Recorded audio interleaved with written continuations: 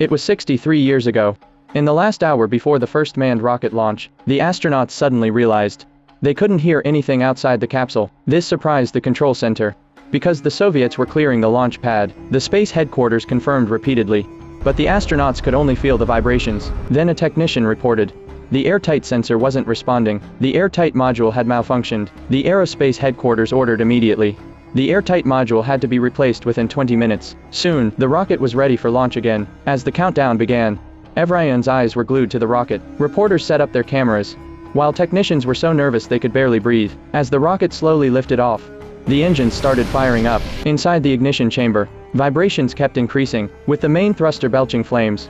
The rocket left the launch pad and soared into the sky. This was the start of a legend. The rocket safely ascended, heading toward space. Aerospace personnel were over the moon, while astronaut Gagarin felt a mix of excitement and fear. He said goodbye to his comrades via radio, knowing the journey into space would be dangerous. At that time, no one had ever returned from space. 20 seconds after liftoff, the engines began to pivot, the rocket sped up rapidly, and the vibrations intensified. Gagarin's consciousness started to fade, but the acceleration wasn't over yet. 2 minutes later, the rocket boosters detached automatically. Gagarin was now experiencing high G-forces, making it hard to even blink. After the acceleration ended, the headquarters tried to contact Gagarin, but there was no response. They immediately checked Gagarin's status. The data showed his vital signs were normal, which likely meant he had passed out due to the pressure. Then, amid the constant calls from headquarters, Gagarin woke up. Even though he still felt the G-forces, he did his best to respond to headquarters. Hearing Gagarin's reply, everyone at headquarters was ecstatic. This meant they were making history. As Gagarin rose higher,